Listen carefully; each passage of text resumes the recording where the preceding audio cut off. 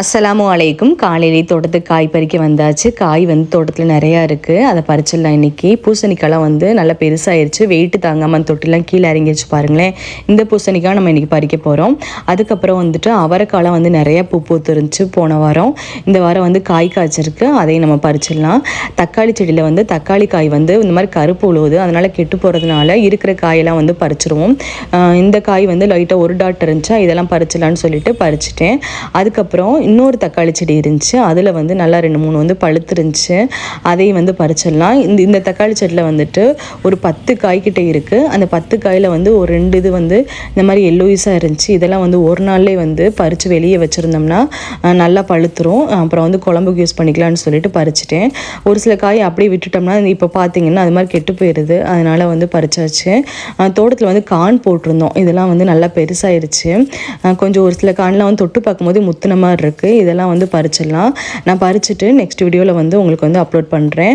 அவரைக்காய் வந்து நிறையா பூ பூத்துருந்துச்சு, நல்லா அது வந்து காய் காய்ச்சிருச்சு. அவரைக்காயும் பறிச்சிடலாம். ஒரு சில அவரைக்காய்லாம் கண்ணுக்கே தெரியல, அதெல்லாம் வந்து முத்திருச்சு. இது வந்து மதுரை கத்திரிக்காய், இப்போ தான் வந்து காய்ச்சிட்டு வர்றாங்க, இது இப்போ பறிக்க வேணாம். அப்புறம் வந்து மணத்தக்காளி கீரை வந்துட்டு இருக்குது தோட்டத்தில்.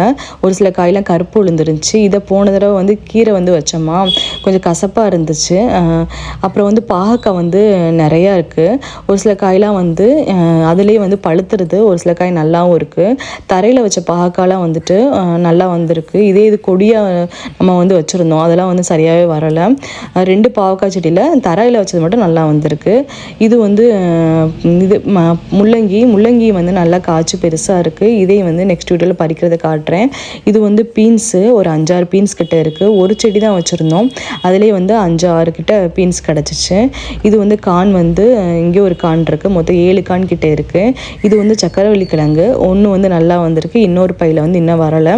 அப்புறம் வந்துட்டு இது வந்து தக்காளி செடி வந்து சூப்பராக வந்து பழுத்திருக்கு பாருங்கள். இந்த தக்காளி, அவரைக்காய், பயற்காய், அப்புறம் வந்துட்டு ஒரு சில வெண்டிக்காய்லாம் இருந்துச்சு, அதையும் பறிச்சாச்சு.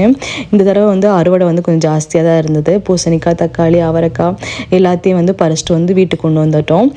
இவ்வளோ காய் வந்து இன்னைக்கு கிடச்சிச்சு. ஒரு சில பயிர்காயெல்லாம் வந்து நல்லா முத்திருச்சு. இதெல்லாம் வந்துட்டு நம்ம உரித்து பயத்து குழம்புக்கு வச்சுக்கலாம், நல்லாயிருக்கும் பயத்து குழம்பு இதில் வைக்கும்போது. அவரைக்காய்லாம் நல்லா பெருசாக இருந்துச்சு. இன்றைக்கி வந்து இவ்வளோ காய் கிடச்சிச்சு. இந்த வீடியோ எப்படி இருக்குன்னு சொல்லுங்கள். இந்த வீடியோ பிடிச்சிருந்தா வந்து லைக் பண்ணுங்கள், சப்ஸ்கிரைப் பண்ணுங்கள். நெக்ஸ்ட் வீடியோவில் பார்க்கலாம். அஸ்ஸலாமு அலைக்கும்.